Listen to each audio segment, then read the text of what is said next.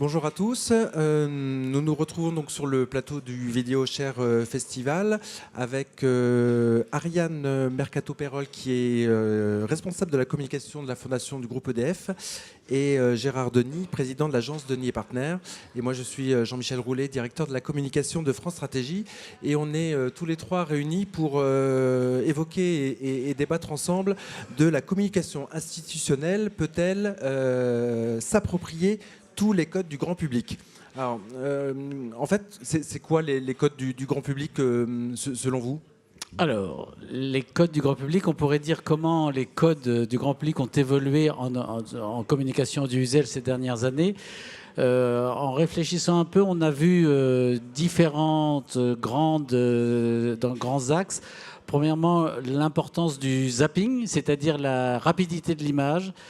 Ces dernières années, il y a eu une culture de l'image chez les spectateurs qui a fait qu'aujourd'hui, on comprend très vite, en quelques secondes, un message. On n'a pas besoin d'une séquence de 10-15 minutes. Je pense que l'effet des vidéoclips a eu une énorme influence sur ce type de communication. Rapidité des montages, rapidité. Deuxièmement, on avait pensé à l'humour. L'humour avec le nécessaire recul, décalage sur le message, sur soi-même, sur ce qu'on dit soi-même. L'humour étant la chose au monde la moins partagée d'ailleurs, mais qui est une tendance lourde qu'on voit dans beaucoup d'émissions de communication grand public sur différentes télévisions. L'humour, il y a une déclinaison évidente autour des youtubeurs, genre Norman, enfin toute la suite des gens type Norman qui ont fait ce nouveau type d'émission avec des moyens légers, avec un cadrage très différent, une illustration du propos avec presque de façon publicitaire, avec des messages forts comme ça et ponctuels. L'autre tendance qu'on pourrait imaginer, c'est la proximité. C'est-à-dire, il y a eu ces derniers jours un exemple assez extraordinaire de cet enfant qu'un jeune est allé sauver au 4e étage. Image de proximité de la cible. Enfin, on a tous des enfants proches de cet événement extraordinaire qui a fait le tour du monde en quelques heures.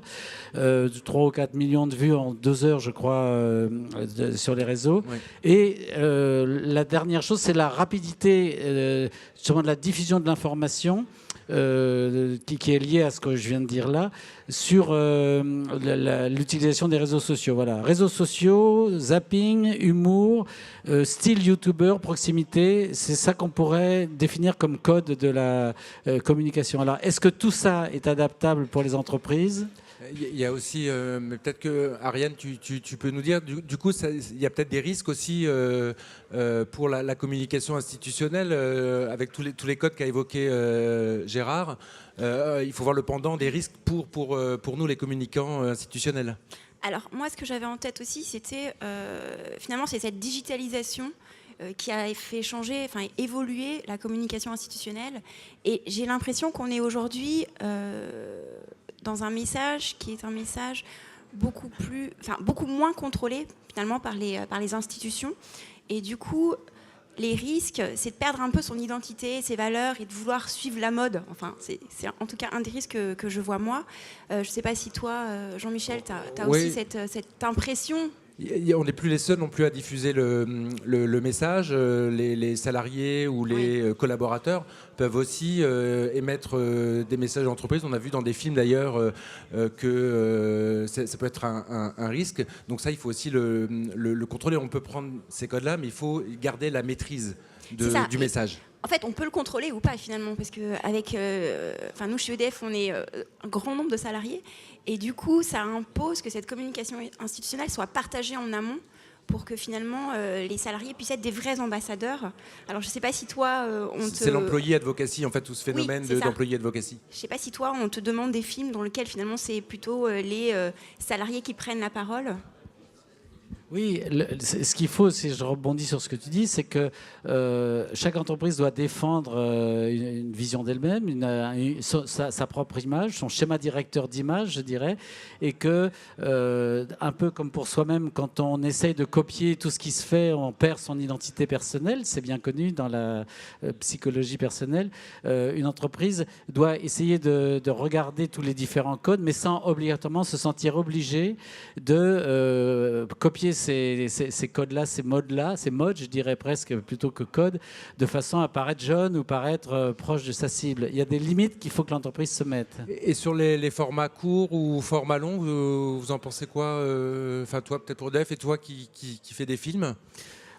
C'est évident qu'un format court a plus de chances d'être vu.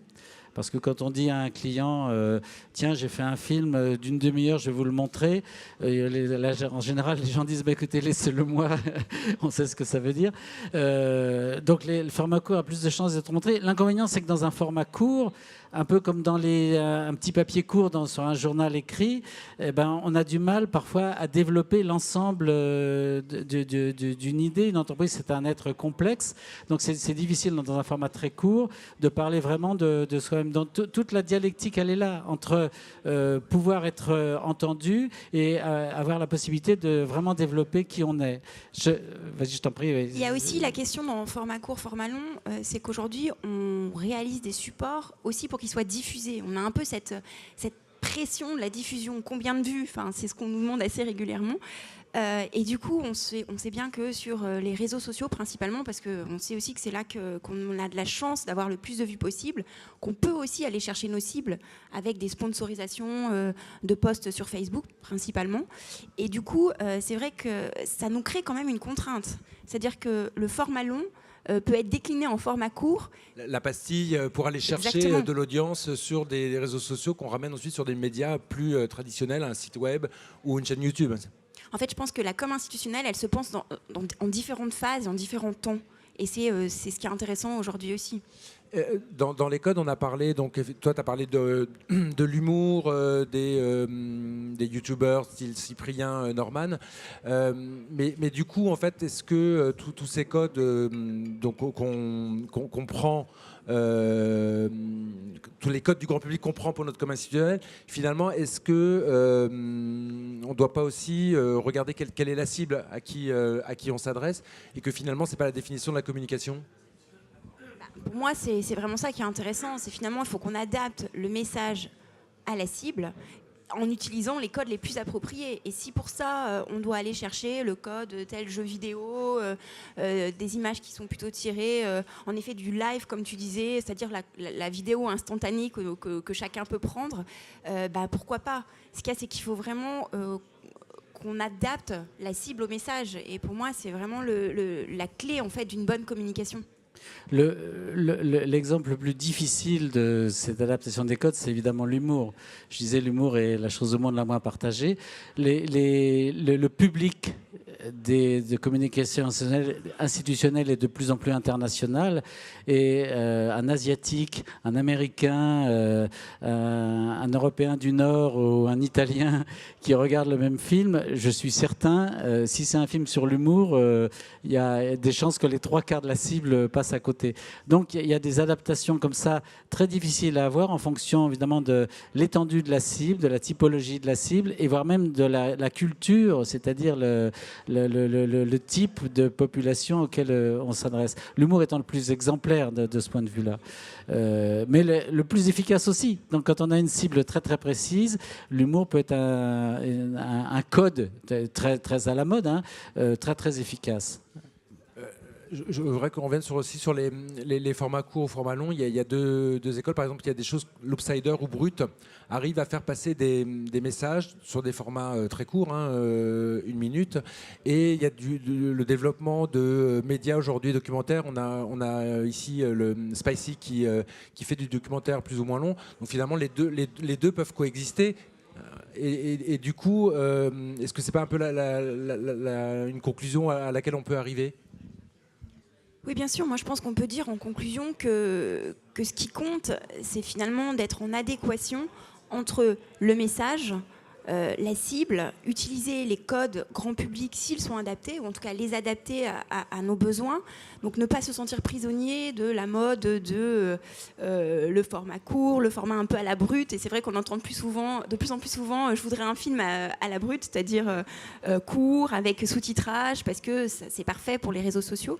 Donc voilà, il faut vraiment qu'on ait cette réflexion globale et penser la com institutionnelle comme quelque chose de très global, mais aussi quelque chose qu'on peut redécouper, réadapter, surtout en fonction des cibles et du message, et ne pas perdre son identité. Voilà, donc on s'approprie les codes du grand public en gardant son ADN. Gérard ? On peut conclure là-dessus, oui. Voilà, merci à tous et à bientôt.